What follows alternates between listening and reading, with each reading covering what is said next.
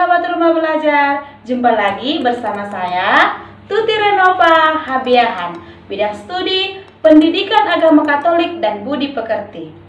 Baik, dalam video kali ini kita akan membahas materi yaitu Yesus peduli pada penderitaan sesama. Adapun tujuan dari materi hari ini yang pertama adalah membandingkan ciri-ciri dari orang yang bersikap peduli dan tidak peduli. Yang kedua, menjelaskan pentingnya sikap peduli terhadap penderitaan orang lain dan hidup bersama. Yang ketiga, memberikan contoh-contoh kepedulian Yesus terhadap penderitaan manusia. Dan yang terakhir adalah yang keempat, usaha-usaha yang bisa kita lakukan dalam mewujudkan sikap kepedulian di dalam kehidupan hidup kita sehari-hari. Sahabat rumah belajar, pada zaman ini, di tengah pesatnya kemajuan ilmu pengetahuan dan teknologi, serta persaingan dalam era globalisasi, sikap egois dan tidak peduli pada sesama semakin kuat. Semakin banyak orang yang tidak peduli dengan mereka yang menderita, kecil, lemah, miskin, tersingkir, dan cacat. Sikap mementingkan diri sendiri atau egois tampak sangat kuat. Sikap egois membuat seseorang cenderung tidak peduli lagi terhadap sesamanya. Orang yang memiliki sikap egois lebih memikirkan dan mementingkan diri sendiri daripada orang lain, apalagi kepentingan bersama.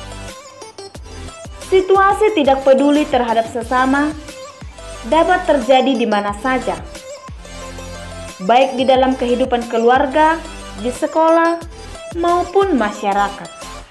Sebagai contohnya, ayah, ibu, dan anak-anaknya yang sedang bersama-sama duduk di ruang keluarga. Bisa saja mereka tidak berkomunikasi. Mereka asyik dengan telepon genggam mereka masing-masing. Ruang keluarga bukan lagi membangun tempat keakraban dan cinta kasih. Jika dalam keluarga terjadi seperti itu, kita dapat membayangkan dalam lingkungan masyarakat yang luas. Sahabat rumah belajar, sikap peduli terhadap sesama dan sikap saling menghargai semakin lama dan semakin terkikis oleh egoisme. Akhirnya, terjadi jurang pemisah antara satu dengan yang lain. Sikap peduli terhadap orang lain juga diajarkan dan diteladankan oleh Yesus dalam hidupnya sehari-hari. Banyak sekali peristiwa dalam kitab suci yang mengisahkan kedekatan Yesus dengan orang kecil. Seperti Ia menyembuhkan orang buta.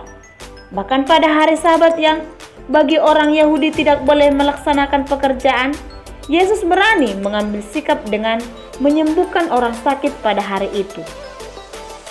Ajaran Tuhan Yesus itu tidak cukup diketahui orang saja, melainkan harus diwujudkan dalam tindakan nyata. Seperti mengunjungi dan mendoakan teman yang sakit dan sebagainya. Sebagai murid-murid Yesus, kita harus menjadi tanda kasih Allah dan menunjukkan belas kasih terhadap sesama yang menderita, yang lemah, yang miskin, yang tersingkir, dan cacat dalam tindakan kita sehari-hari. Jawablah pertanyaan-pertanyaan berikut ini.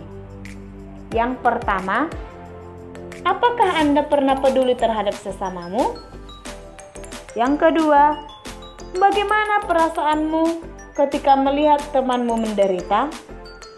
Yang ketiga, ceritakanlah salah satu peristiwa saat Anda menolong teman atau sesamamu yang sedang menderita. Dan yang keempat, bagaimana perasaanmu ketika kamu peduli kepada sesamamu? Maka sahabat rumah belajar, kesimpulannya adalah kepedulian memang selalu membawa berkat. Tak ada satupun kepedulian yang tidak membawa kebahagiaan. Bagaimana? Sudah paham tidak dengan materi pembelajaran kita, yaitu Yesus peduli pada penderitaan sesama.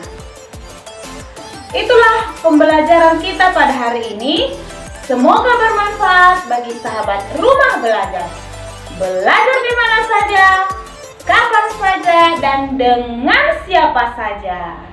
Jangan lupa like, subscribe, tekan tombol loncengnya. Terima kasih.